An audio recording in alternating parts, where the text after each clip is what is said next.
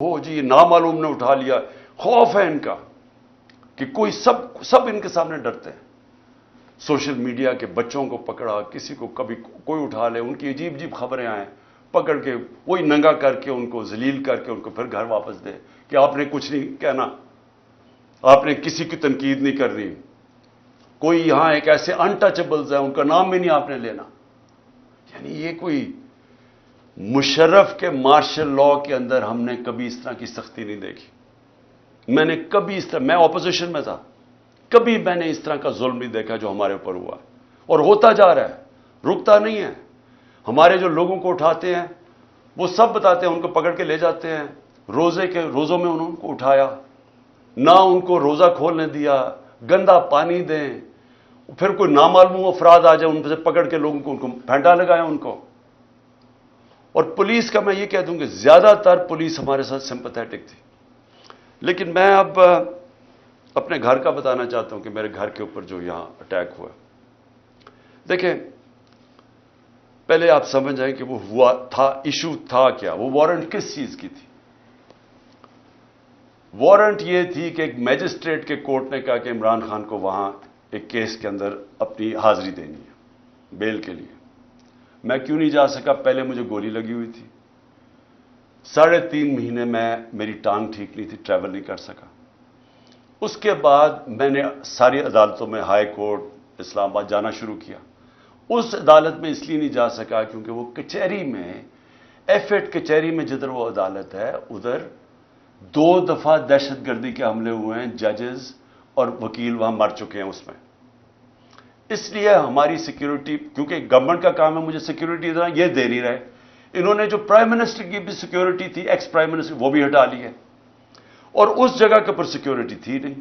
तो उनसे वकीलों ने दरखास्त किया मैजिस्ट्रेट को कि वो आप दूसरे अदालत में चले जाएं तो हम आ जाएंगे।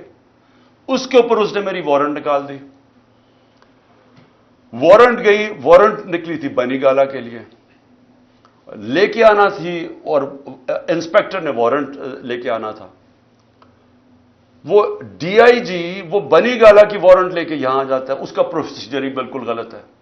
पहले तो वारंट ये थी कि अदालत में आना था 18 को, वो मैं वैसे ही जा रहा था अदालत में, लेकिन वो वारंट ये 3-4 दिन पहले आ गए यहां कि जी आपको हमने अरेस्ट करना है। बिल्कुल गलत था, गैर कानूनी था।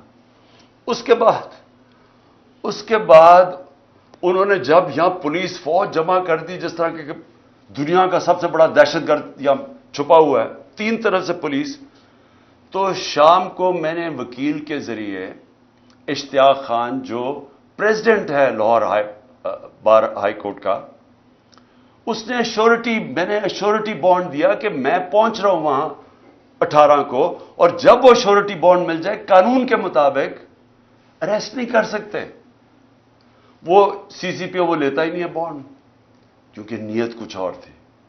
नीयत क्या थी, जरा मैं आप सबको बता दूं। नीयत इनकी ये थी कि 2 किस्म के इनके सामने मॉडल थे जो मेरे ऊपर आजमाए। पहले था सलमान तासीर का कत्ल। वो दीनी इंतहा पसंद है, जो वजीराबाद जिसके नाम पे इन्होंने ये प्लान करके किया हुआ था। पहले उन्होंने एक कैंपेन चलाई कि इमरान ने तौहीन मजहब कर दी है। मैंने तब पब्लिक में कहा कि ये अब सलमान तासीर टाइप कत्ल कराएंगे मेरा दीनी इंतहा पसंद से, और वही हुआ। वो उसने मेरे पे वारदात की वजीराबाद में। उसके बाद कवर अप किया गया। पहले तो मेरी FIR नहीं रजिस्टर की, मुझे पता था वो कौन 3 लोग हैं जो पीछे थे, क्योंकि मैं तो पहले से कह रहा था कि ये मेरे ऊपर वारदात होनी है। उसके बाद जब वारदात होगी, इन्होंने सैबोटाज किया JIT की, क्योंकि अगर वो फाइंडिंग सामने आ जाती तो पता चल गया था 3 शूटर हैं, एक था ही नहीं, तो वो दीनी इंतहा पसंद का जो इन्होंने बोगी बनाई थी वो तो खत्म हो गई थी। तो इन्होंने वो सैबोटाज की। कौन थे पीछे? वो ताकतवर, जो सारे पाकिस्तान में वो ताकतवर जो फैसला करता वही होता है, वो पीछे थे। उसके बाद अगला प्लान बनता है ये जो मेरे घर पे ये अटैक, ये दूसरा मॉडल था, मुर्तजा भुट्टो टाइप कत्ल, कि इन्होंने अटैक करना था, यहां हो रहा है, और उसी के अंदर जनाब इमरान खान को कत्ल हो गया। तो वो मुर्तजा भुट्टो का मॉडल था। यहां पहले किया, सारी रात अटैक करते रहे, इतनी पुलिस, रेंजर्स, जिस तरह का उन्होंने किया, सब गैर कानूनी था। مقصد کچھ اور تھا. مقصد یا قتل کرنے کا تھا یا پھر اٹھا کے جیل کے اندر کوئی زہر دے دینی تھی, جو کہ ان کا وہ جس طرح 4 وہ مرے ہیں ہارٹ اٹیک سے شہباز شریف کے گواہی, وہ دوسرا وہ ماڈل تھا. اس کے بعد میں جاتا ہوں اسلام آباد, ادھر دوسرا پلان, پھر مرتضیٰ بھٹو پلان بنا ہوا تھا. اندر پہلے انہوں نے مجھے اکیلا کرنا تھا, اندر جانا تھا, وہاں رینجرز پولیس بھرے ہوئے تھے, نامعلوم افراد. تو وہ تو شکر ہے ہمارے اندر جو وکیل تھے ان کو بھی مارا, شبلی فراز کو مارا وہاں. اور اس نے جلدی سے انہوں نے آ کے بتایا کہ یہاں نہ ہو, یہاں تو ٹریپ ہے, ڈیتھ ٹریپ ہے. وہ اللہ نے وہاں سے بچایا.